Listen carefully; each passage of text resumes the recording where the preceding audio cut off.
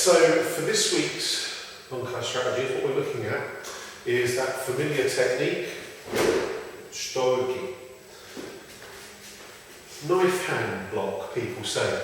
But we already know that uki means receive, and the shuto, the shu part is hand, the to part means sword. So we're looking at a sword hand. If we take it that we're looking at a realistic kind of confrontation, the range is going to be such that there's a real danger of me getting hit. And when that hit comes, I've got to stop it. And that puts me in a prime position to make a chop to the back of the head here.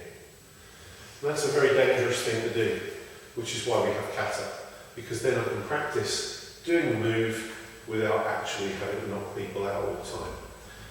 When working on your own, you make it as fast and hard as you can. When working with a training partner, out of necessity, we're going to have to be very, very careful. So again, if we're just here, this is not the move, this is me entering the situation. We call it the irimi. This hand then becomes the one that comes to my solar plexus. And there's two things happening. The first one is that this hand is turning over and facing palm up. The second one is that my solar plexus is closing on it. So the two things are moving towards each other.